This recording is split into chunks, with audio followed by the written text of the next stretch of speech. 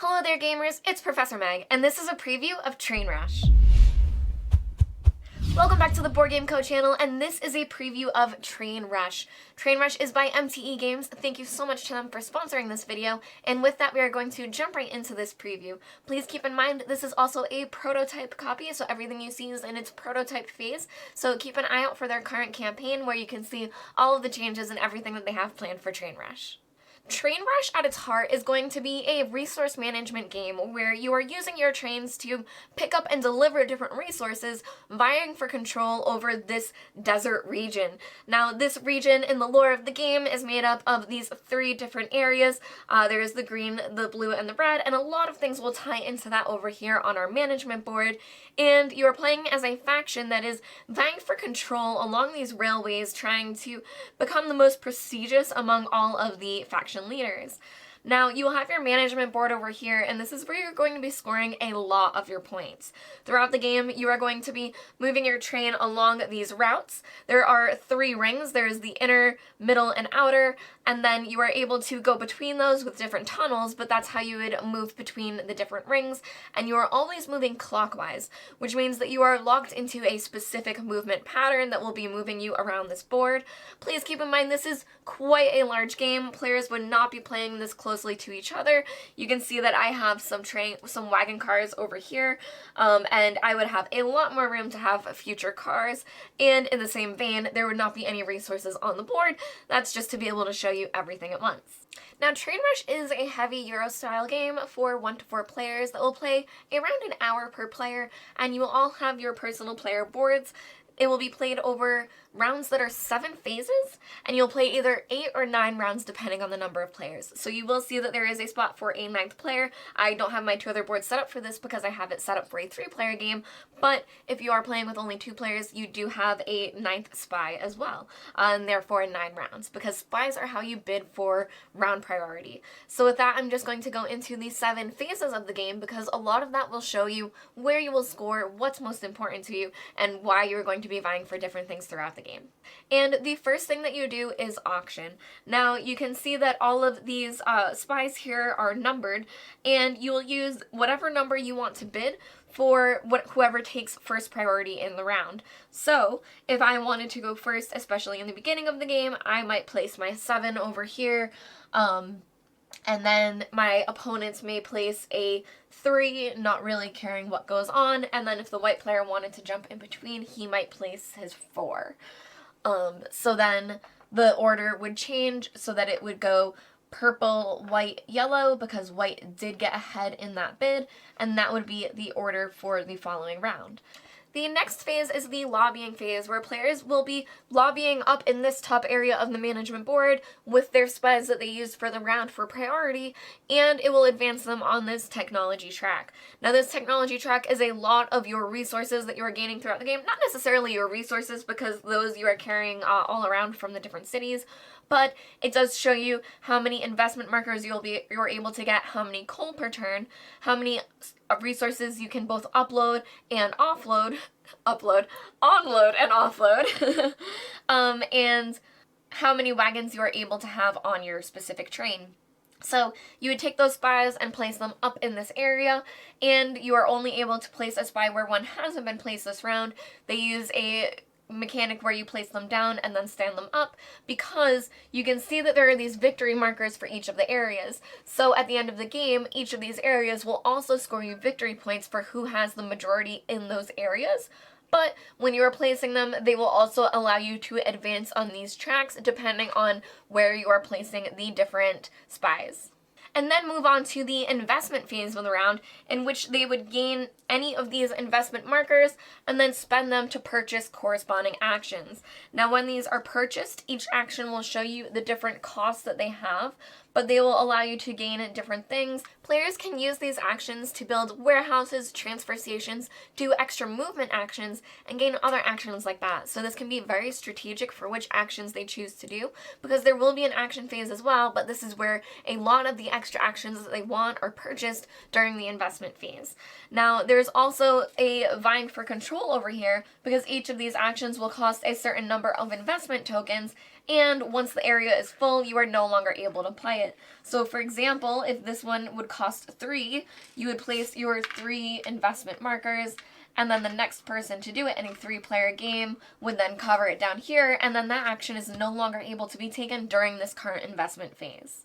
Now that area I was pointing at was how you actually increase your wagon size. There are wagons that you're able to see in front of you. You start with 2 that can hold 1 resource each, but as you see, you can upgrade your different wagons so you can hold 2 and then 3 resources, which is very important because you want to be picking up and dropping off resources to gain different prestige throughout the cities.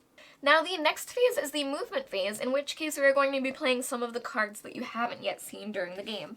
So there are these cards that are your action cards for your movement, and you will be playing these to be moving your train around these different regions. Now as I said, you only move clockwise, and you are moving from the inner to the outer region, so you are a bit limited because everyone does start in the same starting space, and depending on how much coal you have and the number of spaces moved, you have to move exactly this number of spaces. Now there are exceptions if you stop in a city or when you're doing certain things, so you are able to trigger yourself stopping early when you are planning a specific turn. However, these will land you within different regions, and that's where they will take you. So you can see on these action cards, for this first one, I would be able to move 6 spaces, and this would cost me nothing because the furnace is just closed. I would then be able to move 6 more spaces at the cost of 2 coal. So if I had 2 coal, I could choose to spend that and move an additional 6 spaces, and then finally I could move 6 more spaces at the cost of 3 coal. So I would need to have 5 coal for that turn, generated from this trek. And then for this action, it's a bit tough to see, but I would be able to upgrade to a 3-cost wagon, which would be able to hold the 3 resources for me, and that would increase my carrying capacity for my train.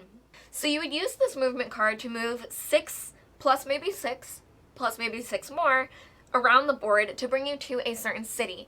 Now, I didn't mention this earlier, but there are the 8 to 9 rounds, but another way to trigger the endgame is to visit all 9 of the cities on the map. There are 9 cities and there are 12 different investment areas, so that is a reason why you want to go around going to the different cities, but there are other things that the cities will give you too. Now, for example, over here is Vardimium, and this is a city that you would be able to come here, and once you did, you would place one of your city markers there, showing that you have gone there, and you would get these 4 points immediately for visiting that city. Additionally, this would be a 5 movement for you throughout the game that you would be able to spend this later for 5 movement when you would need that. On top of that, when you're at cities, you are able to unload your resources. When you unload your resources, you are able to consult this chart here on the management board, and depending on the number of resources that I dropped off to this city, I would be able to mark off that I had delivered them. Now, for each of these regions at the end of the game, you'll get 12 points for the most and 6 points for whoever has the second most of these tokens, so that is a reason to be delivering different resources to these different regions, but you also want to make sure that you're going to the different cities to be able to spread out as many of your tokens as possible. Now, additionally, when you're turning in your different resources, you are able to take these different contracts that are out if you're in the corresponding region. So, for example, if I played a red and a yellow, I would be able to take this tile for 5 points and bring out a new one. So this is a way that people will always be able to get victory points, whereas these would be endgame scoring for the majority. Other things you're able to do while you're in a city is hire out contractors to different warehouses. Now, we'll get there in a second because that's something that you'll be building in a different area on the board, but you'll be able to hire these contractors and be able to send them to these different warehouses as long as the trading center has been built. Now, another thing that players are able to do is stop at the black market. The black market isn't a city, but it is an extra spot that you're able to stop at, and this is a place where you will also be able to make certain sales that are beneficial to you. Now, the thing about the black market is they are the same no matter what region you're in, so your player board does have a friendly little chart for you, so you're able to see what actions are available for you in the black market, and you can decide if that may be worth it to you to gain more victory points or additional actions. Now, while moving, another place that players are able to stop at are these railway siding places. So there are these economic areas, and next to them are the railway siding sections, and as your train stops in that area, depending on the number, you will be able to take one of these tokens and gain that immediate action. So these are bonuses where you will be able to gain these different benefits and new ones will be replaced. So you're able to, depending on the different route that you take, you have to take the one on the route that you are in, whether it is the top, middle, or bottom, but you can plan out additional extra actions based on this as well. Now there are these 12 economic areas where players are able to build transfer stations. No matter who builds a transfer station, it will benefit everyone, and there's only one spot for a transfer station. However, there are 3 spots for warehouses for players to rent out to the different contractors. Now you can see that the contractors also correspond with the different colors on the board, so you will be using that to gain influence on this track with the different contractors.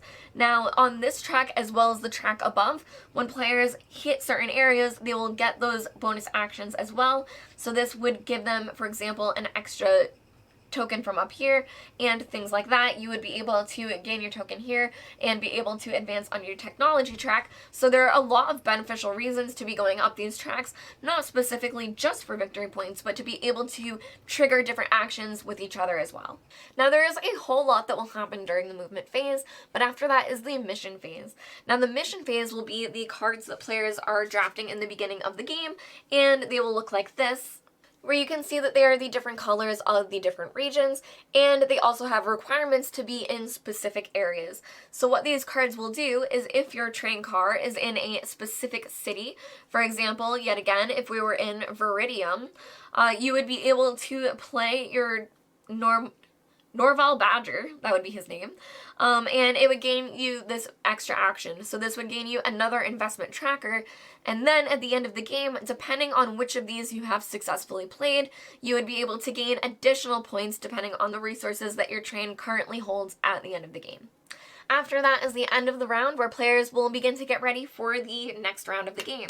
As I said, this will go 8 to 9 rounds depending on the number of players, and remember that it could end early if you do visit all 9 of the different cities along the board. Now there will be a lot going on throughout this game, and this management board is very handy for you to be able to see who is gaining in different areas and what points you may be wanting to go for. You'll see what resources you have and where you may be wanting to drop them off in specific regions, and what cities you may want to drop them off in depending on what is still available for control on this board. You'll also want to keep control depending on who is chasing up after you, so to make sure you lock in those 12 points, you may want to deliver to as many cities as possible within a certain color, but you may also want to hedge your bets and deliver all across the board to see if you can get second place and maybe first place in some spots that other players weren't going for. Overall, this is a very heavy resource management game by MTE Games, where you are playing as these different train conductors rushing around this area trying to get as much control as possible because you are the best at delivering all of these different types of goods and resources. If you're interested in checking out this game more, I highly suggest checking out the link below so that you can see everything that they have planned for the game. This has been a preview of Train Rush. I'm Professor Meg, and I will see you next time. Thank you all for watching the Board Game Code channel. Goodbye!